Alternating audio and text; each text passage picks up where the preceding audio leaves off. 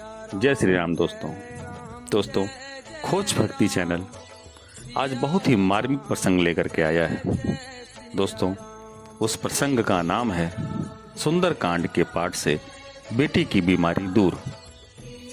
दोस्तों, बात कलकत्ता की है। मेरी बहन परिवार सहित मेरे यहाँ आई थी। घर में बने छोटे से मंदिर में अनेक धार्मिक ग्रंथों और श्री रामचरितमानस को देख करके उन्होंने मुझसे पूछा, क्या तुम सुंदर कांड का पाठ करते हो? मैंने कहा कि हाँ, करता हूँ।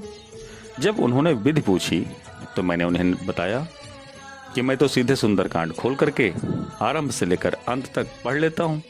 इस पर बहन ने पंडित जी से पूछ करके संपुट लगाकर सुंदर कांड का विधि पूर्वक पाठ करना बताया। तब से मैं उसी के अनुसार सुंदर कांड का पाठ करने लगा। दोस्तों, संयोग की बात कि कुछ ही दिनों बाद मेरी बड़ी बेटी बहुत ही सख्त बीमार हो गई। उसकी हालत गंभीर थी और अस्पताल में भर्ती करना पड़ा। पता नहीं कितने टेस्ट, सीटी स्कैन, एक्सरे हुए, रिपोर्टें आई, पर रोग की पहचान न हो सकी। दोस्तों, डॉक्टर भी परेशान हो गए। मेरी पत्नी अस्पताल में बेटी के साथ रही।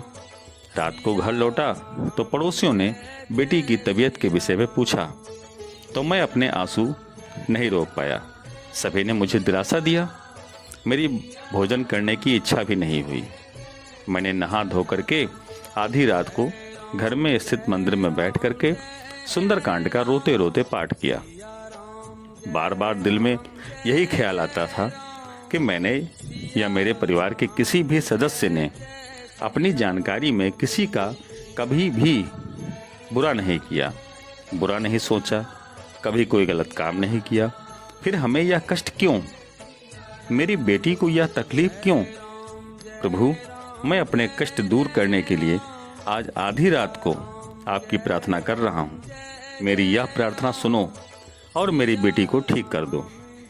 ऐसा ही प्रभु का ध्यान करते करते कब मेरी आंख लगी पता ही नहीं चला।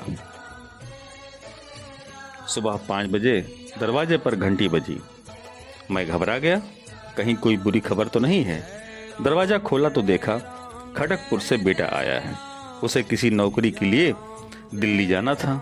जब उसने माँ और बहन के विषय में पूछा तो मैंने वस्तु स्थित से उसे अवगत कराया। वो नहा धो करके सीधा अस्पताल चला गया और मैं घर का काम समाप्त कर ऑफिस पहुंचा। अस्पताल में पत्नी से बेटी की तबीयत के विषय में फ़ोन करके पूछा तो उसने बताया कि हालत तो वैसी ही है।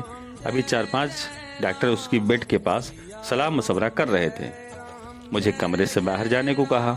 अब मेरी चिंता और बढ़ी कि मामला कुछ ज़्यादा ही खतरनाक है। तभी तो अस्पताल के 4-5 डॉक्टर आपस में राय कर रहे हैं कि इस बीमारी को कैसे कंट्रोल में लाया जाए, क्या क्या दवाइयाँ दी जाएं ताकि बीमारी की हालत में सुधार आए। डॉक्टरों की चिंता के साथ साथ मेरी भी चिंता अब चरम सीमा पर पहुंच गई थी। सायंकाल बेटे को दिल्ली की ट्रेन में बैठा करके मैं अस्पताल की ओर चल पड़ा। रास्ते भर भगवान से प्रार्थना करते हुए किसी तरह अस्पताल के द्वार पर पहुंचा। मेरा एक एक कदम भारी होता जा रहा था। दिल जैसे डूबा जा रहा था। डिप्रेशन बहुत था। मैं वार्ड के बरामदे में धीरे धीरे कदम बढ़ा ही रहा था कि सामने से बेटी के साथ वाली बेड पर से एक दूसरी बीमार लड़की दौड़ती हुई मेरे पास आई और बोली, अंकल, दीदी अब पहले से ठीक हैं। मैं जैसे ही बेटी के कमरे में घुसा तो मुझे अपनी आंखों पर विश्वास नहीं हुआ। बेटी की सभी नलियां आदि हटा दी गई थी। वह आराम से बिस्तर पर बैठी हुई अपनी मम्मी के हाथ से दूध दलिया खा रही थी। माँ बेटी ने जैसे ही मुझे देखा तो दोनों मुस्कुरा दिए।